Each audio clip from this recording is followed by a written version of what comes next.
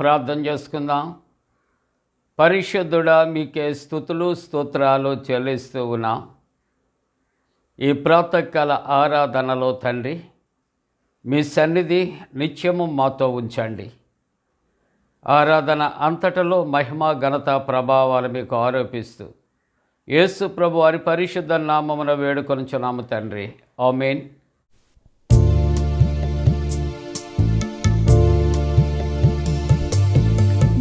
చిన్ని హృదయముతో నా గొప్ప దేవునిని ఆరాధించదం. పగిలిన నా కుండను నా కుమ్మరి యొద్దకు తెచ్చి బాగు చేయమని కోరెదం. నా చిన్ని హృదయముతో నా గొప్ప దేవునిని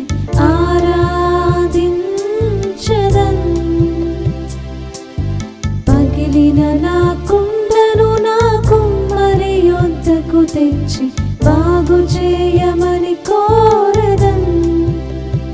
హోసన్నా హోసన్నా యూదుల రాజుకే.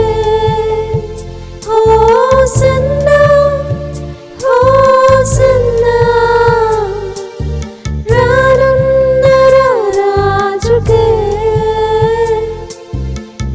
చిన్ని హృదయముతో నా గొప్ప దేవునిని ఆరాధించదం. పగిలిన నా కుండను నా కుమ్మరి యొద్దకు తెచ్చి బాగు చేయమని కోరెదం.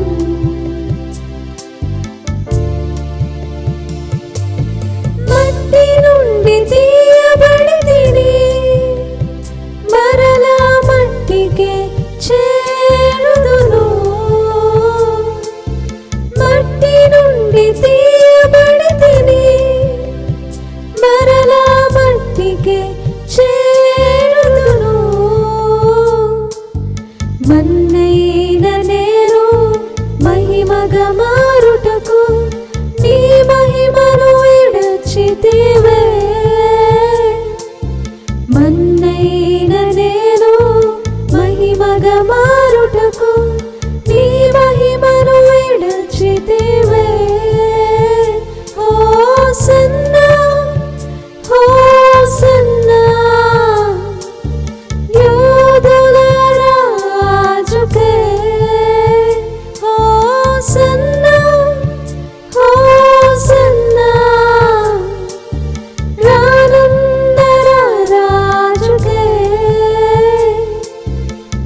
చిన్ని హృదయముతో నా గొప్ప దేవునిని ఆరాధించదం. పగిలిన నా కుండను నా కుమ్మరి యొద్దకు తెచ్చి బాగు చేయమని కోరెదం. ప్రియులారా, ప్రభు పేరట మీకు శుభాలు. జన్మదినాలు, వివాహ దినాలు జరుపుకుంటున్న కుటుంబాలకు యేసుక్రీస్తు ప్రభు పరిశుద్ధ నామమున పండు friends and sisters YouTube channel ద్వారా శుభాలు తెలియజేస్తున్నా. మీ కొరకు ప్రార్థన చేస్తూ ఉన్నా. దేవుడు మిమ్మలను దీవించునుగాక. మంచిదండి. మీరంతా క్షేమంగా ఉన్నారా? సంతోషంగా, ఆరోగ్యంగా, ఆనందంగా ఉన్నారా? దేవునికి వందనాలు చెల్లిందాం. ఈ ప్రాతకాల ఆరాధన కొరకు ఏర్పాటు చేయబడిన పరిశుద్ధ లేఖనాన్ని కలిసి చదువుకుందాం.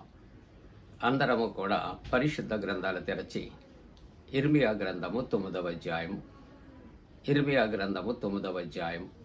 23వ వచనాన్ని కలిసి చదువుకుందాం. 23వ వచనం. యెహోవా ఇలాగు సెలవిచ్చుచున్నాడు, జ్ఞాని తన జ్ఞానమును బట్టి, శూరుడు తన శౌర్యమును బట్టి అతిశయింపకూడదు.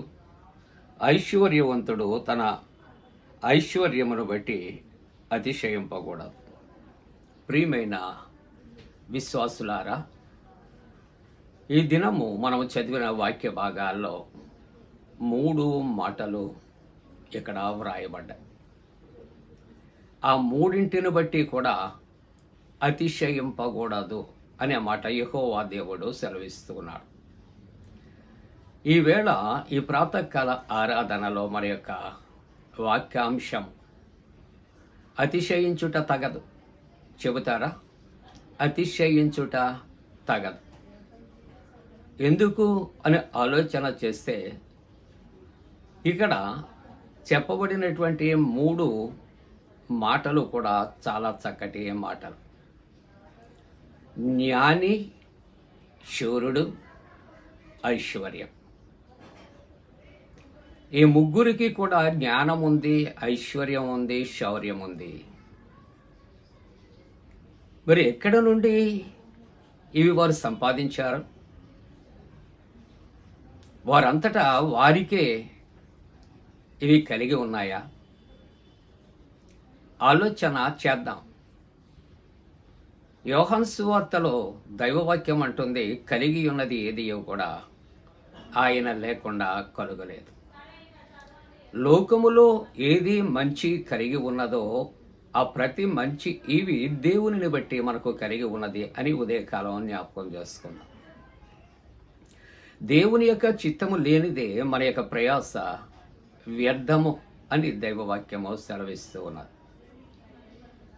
కాబట్టి ఈవేళ మన యొక్క వాక్యాంశము అతిశయించుట తగదు, లేక అతిశయింపకూడదు. కానీ అతిశయించగలిగినటువంటివి ఉన్నాయి, వాటిని విడిచిపెట్టేస్తాను. వేటినైతే అతిశయించకూడదో వాటి యందు అతిశయపడుతూ ఉన్నాం. వాక్యానుసారమైనటువంటి ధ్యానాన్ని మనం చేస్తూ ఉన్నప్పుడు యాకోబు పత్రిక 4వ అధ్యాయం 16వ వచనములో, ఇప్పుడైతే మీరు మీ డంబముల యందు అతిశయపడుచున్నారు. శూరుడు చూచాం, జ్ఞాని చూచాం, ఐశ్వర్యంతుడిని చూచాం. వాటిని బట్టి వారికి కలిగి ఉన్నటువంటి ఈ 3 విషయాల్లో ఏం చేస్తున్నారు? అతిశయిస్తున్నారు. వారు డంబములు పలుకుచూ ఉన్నట్లుగా చూస్తూ ఉన్నాం ప్రియులారా. వారి డంబములు యందట వారు అతిశయపడుతూ ఉన్నారు. అందుకే గలతీ పత్రిక 5వ అధ్యాయము 26వ వచనములో చూస్తూ ఉంటున్నప్పుడు, ఒకరి యందు ఒకరు అసూయ పడకయు వృధాగా అతిశయపడకయు ఉందమో.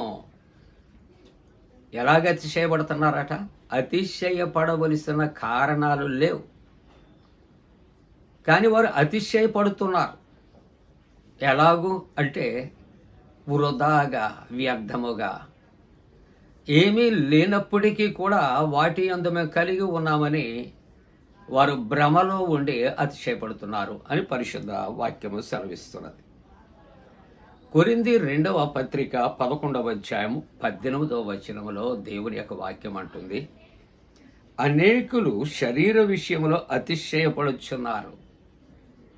అనేకులు తమ శరీర విషయాల్లో, తమ అందచందాల విషయాల్లో, దేహదారుఢ్యం విషయాల్లో, లేకుంటే వారికి కలిగి ఉన్నటువంటి సమస్తమును బట్టి కూడా వారు ఏం చేస్తున్నారట? వారు అతిశయపడుచు ఉన్నారు. శరీర సంబంధమైన అంటే భౌతిక సంబంధమైన కార్యాలకు కూడా, ఒకటి శరీర సంబంధమైన కార్యాలు అనగా లోక సంబంధమైన కార్యాలు యందు, భౌతిక సంబంధమైన కార్యాలు యందు కూడా వారు చాలా అతిశయపడుతూ ఉన్నారు అని దేవుని యొక్క గ్రంథములో వ్రాయబడుతూ ఉన్నది ప్రియులారా. రాజుల 2వ గ్రంథము 14వ అధ్యాయం 10వ వచనములో మనం చూస్తూ ఉంటున్నప్పుడు, నీవు ఎదోమీయులను హతము చేసినందున నీ హృదయమందు నీవు అతిశయపడుచున్నావు. ఏమండి? వారి యొక్క పొరుగు రాజులను లేక శత్రు రాజులను కూడా హతము చేసి ఏం చేస్తున్నారట? మేము హతము చేస్తాం, వారు చనిపోయారు, వారు లేకుండా పోయారు అని వారు అతిశయపడుతున్నారు అని దేవుని యొక్క గ్రంథములో వ్రాయబడుతూ ఉన్నది ప్రియులారా. ఒక చిన్న ఇలిస్ట్రేషన్ జ్ఞాపకం చేసుకుంటూ ఉన్నప్పుడు మనం చెప్పుకుంటూ ఉంటాం, సందర్భానుసారంగా మరలా చెప్పుకోవాలి.